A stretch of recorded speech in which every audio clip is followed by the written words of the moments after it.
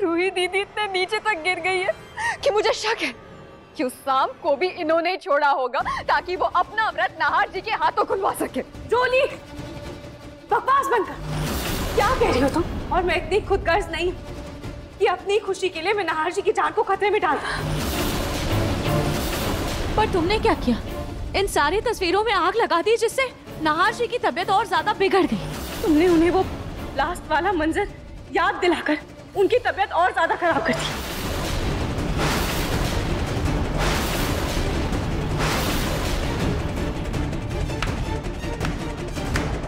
वाह रूही दीदी, सारे कांड आप कर रही हैं और मुझे सुना रही। आपकी वजह से नाहर जी की हालत इतनी बिगड़ गई कि वो कांपने लगे थे। उनकी याददाश्त वापस लाने के चक्कर में आपने उनके दिमाग पर ऐसा असर डाल दिया कि मुझे तो डर कहीं उनके दिमाग की नसें ही ना फट जाए।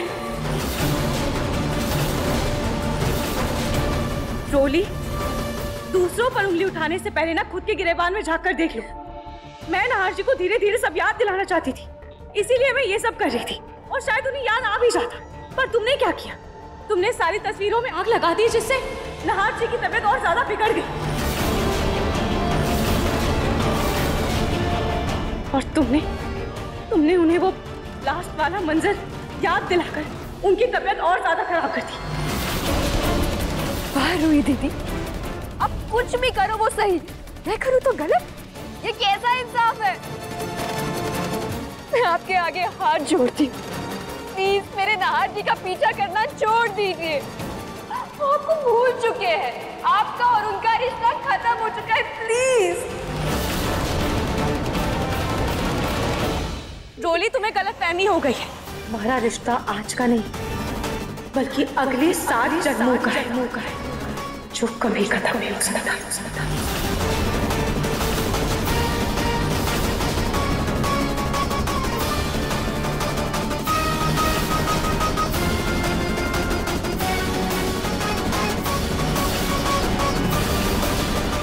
बस करो रूही।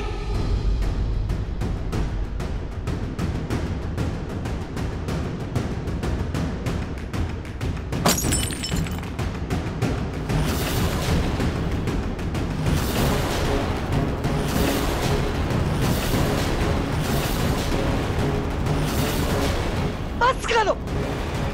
तुम दोनों बहनों की वजह से मेरा पूरा परिवार परेशान हो गया है। कभी जूही को घर में लाने के लिए रूही नाटक करती है तो कभी रूही को घर में लाने के लिए जूही चाल चलती है।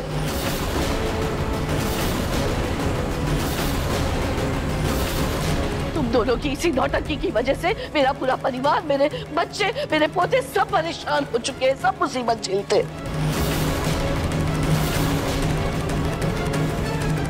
तुम दोनों बहनों को मैं अब सबक सिखाऊंगी।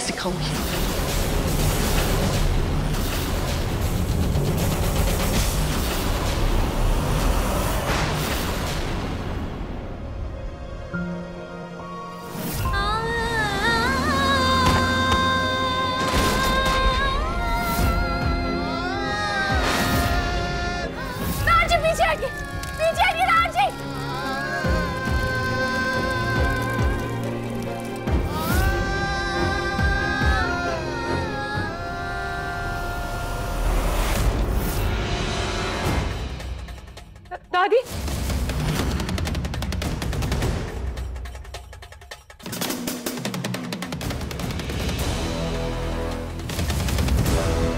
दादी ये क्या कर रही हैं आप? छोड़िए मेरा हाथ।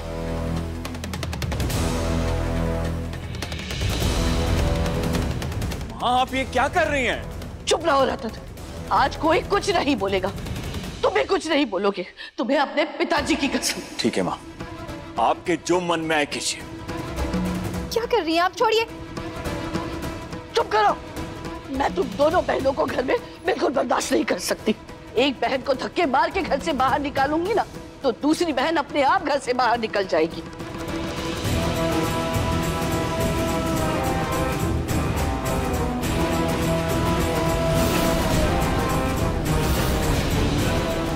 मैं रूही का बुरा नहीं चाहती, पर क्या करूं? इस खानदान का खून रोली के पेट में है और ऐसी हालत में मुझे रोली का ही साथ देना होगा। बड़ी मरी जा रही थी ना तुम दोनों एक दूसरे का साथ निभाने के लिए। निकलो दोनों इस घर से बाहर। दादी दादी निकलो घर से बाहर। चाहिए दादी।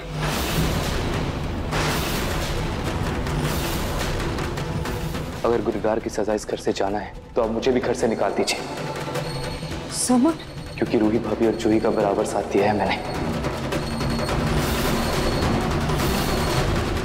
समर, तू इधर आ। देख बेटा, मेरी बात सुन। तू इन मामलों में मत पड़। मुझे पता है जूही ने तेरी बुद्धि भ्रष्ट कर दी है, इसलिए तू इनका साथ दे रहा है ना। माँ, मैं कोई छोटा बच्चा नहीं जो किसी के बहकावे में आ जाऊंगा। अपनी खुद की समझ और अकल है मुझ में। मैं भी चाहता हूँ कि रूही भाभी और नहार भैया वापस से एक हो जाए, क्योंकि रोली तो इस घर में लायक ही नहीं है रहने के। वो डिजर्व भी नहीं करती यहाँ पे रहना। समर। दादी, दादी प्लीज, अगर आज जूही इस घर से गई ना तो मैं भी चले जाऊंगा।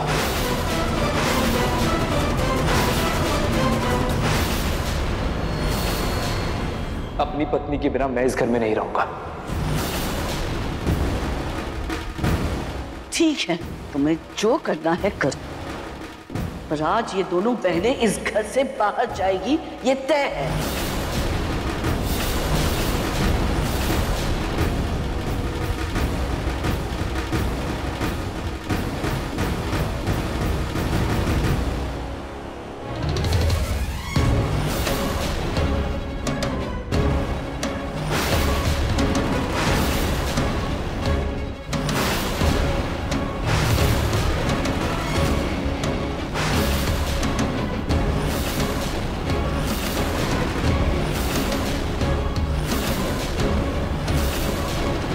रूही, खम्बा छोड़ो। दादी, मैं इस घर को छोड़कर कहीं नहीं जाऊंगी। मैं इसी घर में रहूंगी। मैं इस घर की बहू हूं।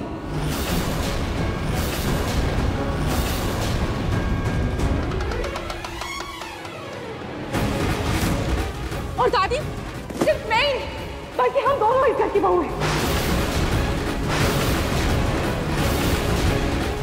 हम दोनों इस घर को छोड़कर कहीं नहीं जाएंगे।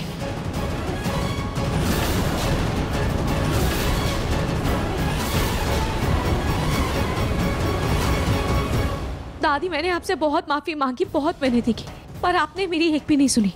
मैं इतने सालों से इस घर में रह रही हूँ और आप जानते हैं कि मैं और नहार जी, हम दोनों का रिश्ता कितना करीबी है, पर फिर भी आपने ये कैसे मान लिया कि मैं अपने नहार जी को नुकसान पहुंचा सकती हूँ?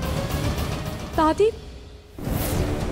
मैं और मेरे खाटू जी जानते हैं मैं गलत नहीं हूँ, और दादी, मेरा पूरा अधिकार इस घर में रहना।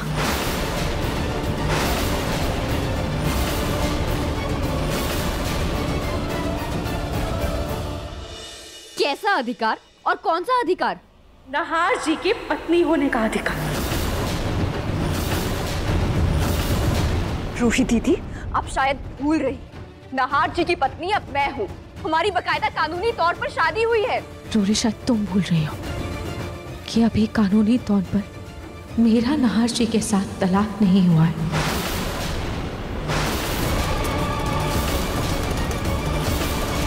और अभी भी उनकी पहली पत्नी मैं हूँ, और पहली पत्नी के होते हुए ना दूसरी शादी के कोई मायने नहीं होते हैं।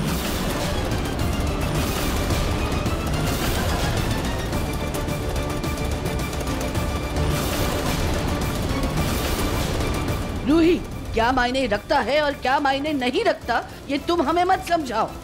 रोली नहार की पत्नी है। हमारे पूरे परिवार ने उसे नहार की पत्नी मान लिया है। किसी के मानने या ना मानने से कानून बदल नहीं जाता है। नहार जीजू और रोली की शादी एक धोखा थी और धोखा ही रहेगी।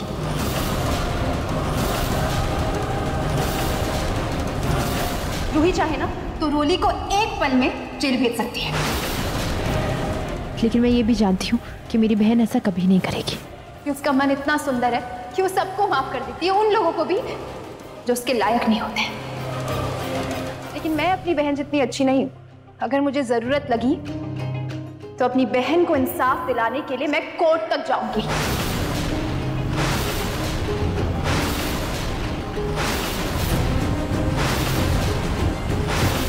और इस मक्कार रोली को सलाखों के पीछे करने के बाद ही चैन की सांस लूंगी।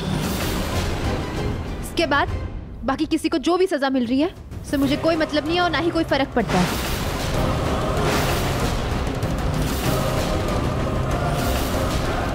नहीं नहीं, ऐसी हालत में रोली के लिए कोर्ट और कचहरी सही नहीं है। आप सब जानते हैं कि रोली की हालत कैसी है। ऐसे में ये कोर्ट कचहरी रोली और उसके बच्चे के लिए ठीक नहीं होगा।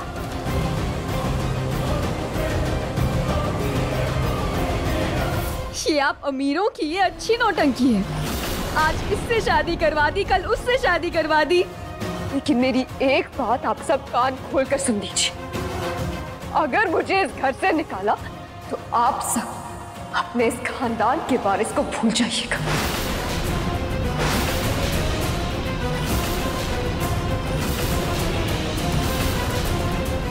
रोली, मैं तुम्हें इस घर से निकालने की बात नहीं कर रही, पर एक बात तो तय कि मैं भी इसी घर में रहूंगी।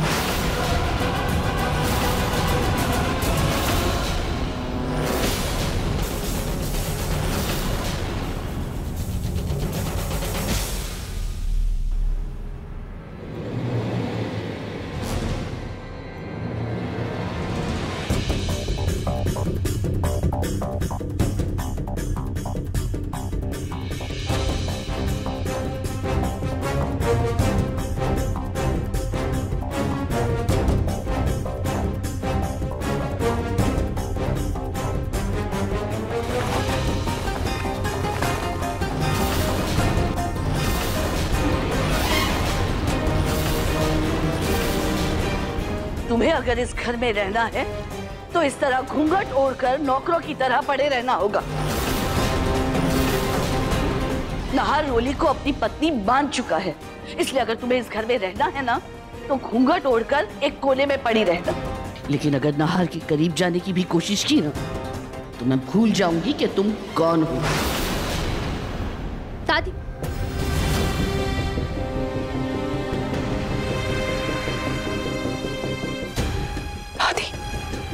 मुझे मंजूर है।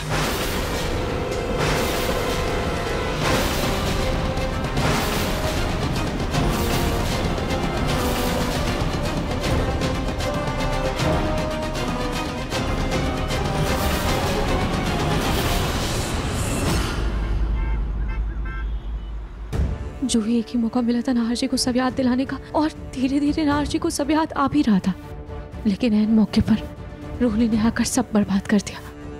रूही, मैं तुझे अभी भी कह रही, तू कोर्ट जा और हमेशा हमेशा के लिए उस रोली से छुटकारा पा ले। नहीं जूही, जब तक नाहर जी ठीक नहीं हो जाते मैं ऐसा कोई काम नहीं कर सकती जिससे नाहर जी पर गलत असर पड़े। फिलहाल तो मुझे इस बात की संतुष्टि है कि घूंघट में ही सही, कम से कम मैं इस घर में तो रह रही हूँ नाहर जी के पास, और धीरे धीरे मैं नाहर जी तक पहुँचने का भी रास्ता ढूंढ ही लूंगी।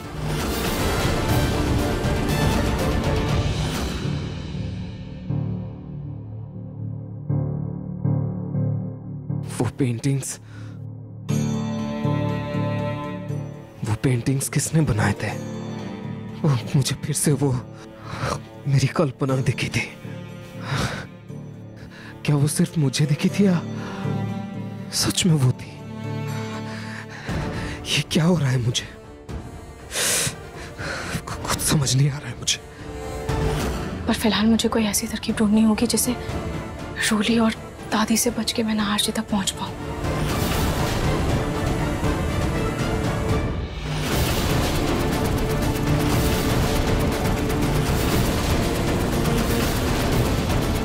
ये कमरा,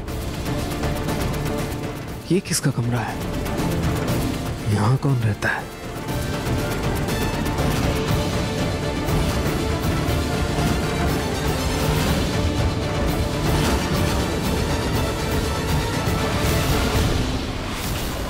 नाहर जी, आप यहाँ क्या कर रहे हैं?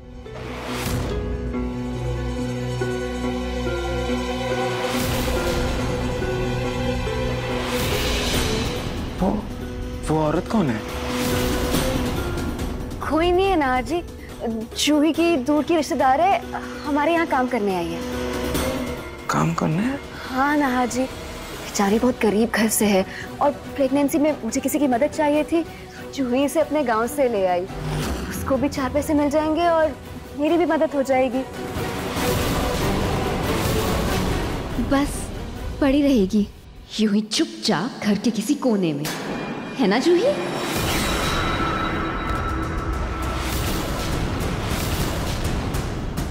खैर नाहर जी, बहुत रात हो गई है, आपको सोना चाहिए। आपकी तबीयत भी ठीक नहीं है ना? मैं आपका सर अपनी गोद में रखकर प्यार से हल्के हल्के हाथों से दबा दूंगी तो आपको अच्छी नींद आएगी। नहीं, उसकी कोई जरूरत नहीं है, मैं ठीक हूँ। अच्छा चलिए।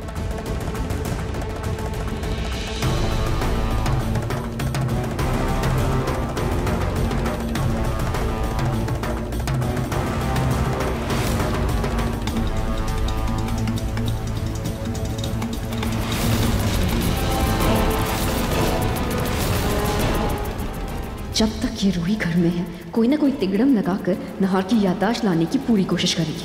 इससे पहले वो अपने मकसद में कामयाब हो, मुझे कुछ ना कुछ करना होगा, वरना कहीं मैं इस घर से हक ना तो बैठूं।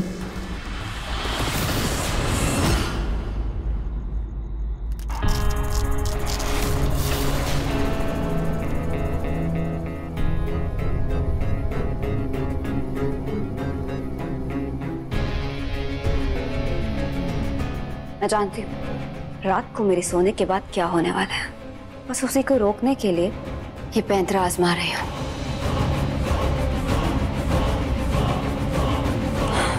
रूही, अब तुम्हारी ये चालाकी तुम्हें ही भारी पड़ने वाली है।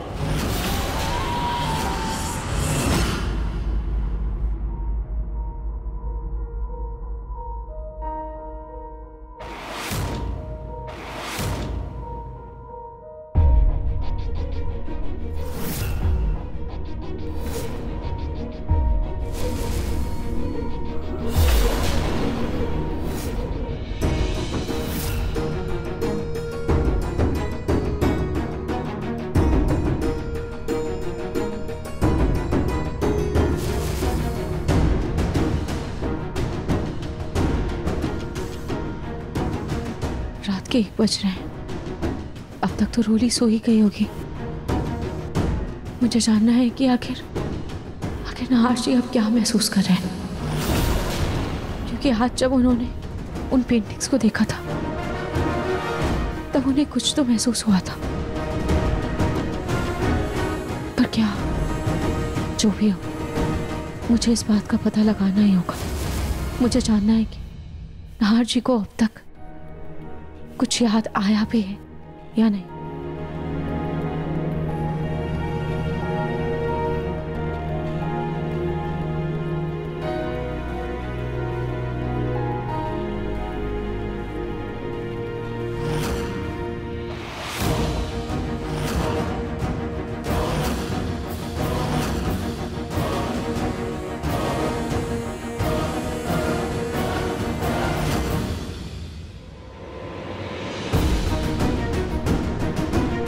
नाहर जी तो सो रहे हैं, पर इतनी रात को रोली कहाँ गई है?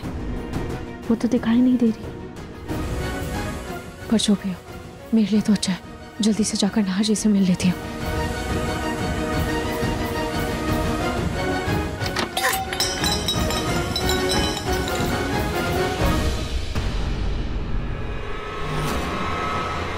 अरे ये आधी रात को कैसा शोर हो रहा है?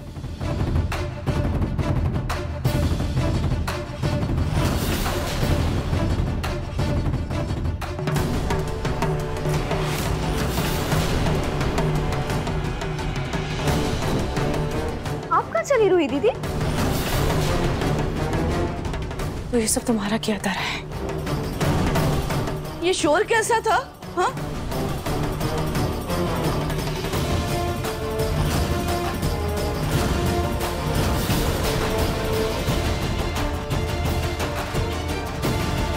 देखा दादी, आपके मना करने के बावजूद भी रूही दीदी चोरी छुपे नाहर जी से मिलने आ रही थी। हाय राम, मेरी बहन मेरा ही घर उजाड़ने पर तुली है। आपकी इन्हीं हरकतों की वजह से रूही दीदी मुझे ये पैंतरा अपनाना पड़ा। वो तो अच्छा है नाहार जी दवाई खाकर सो रहे हैं, इसीलिए इतना शोर होने के बाद भी उनकी आंख नहीं खुली। वरना ना जाने कि उनको जगा कर कैसी कैसी बातों से बहका देती। रोली, अपना ये ड्रामा बंद करो, और मैं तुम्हारे जैसी नहीं कि नाहार जी को बहकाने के लिए ऐसी नीच हरकत करूं। मैं बस नाहार जी को एक बार देखने आई थी। चुप करो तुमसे कहा था ना मैंने कि नौकरों की तरह किसी कोने में पड़ी रहना, नाहार के आसपास आने की सोचना भी बंद। फिर भी तुमसे रहा नहीं गया ना। दादी, मेरा मन नहीं मान रहा था, इसीलिए मैं बस छुप कर नाहार जी को देखने आई थी। दादी मुझे माफ कर दीजिए, मैं आगे से आपको शिकायत का कोई मौका नहीं दूंगी। फ्री दीदी, आपने तो कह दिया, पर हम सब कैसे मान ले? ऐसी हरकत आप कोई पहली बार तो कर नहीं रही है ना। और वैसे भी मैं कब तक रात को जाग जाग कर आप पर नजर रखूं? प्रेग्नेंट हूँ, ऐसे में अपना ध्यान रखूं या नाहार जी को आपकी बुरी नजर से बचाऊं? आपकी इन्हीं हरकतों की वजह से कहीं इस घर के होने वाले वारिस पर कोई आंच ना आ जाए। रोली, कुछ नहीं होगा।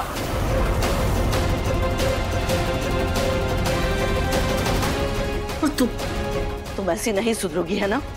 लगता है तुम्हारे साथ वही सलूक करना होगा जो पहले के लोग अपने घर के गुलामों के साथ करते थे। सोनी, कल सुबह लोहार को बुला लेना।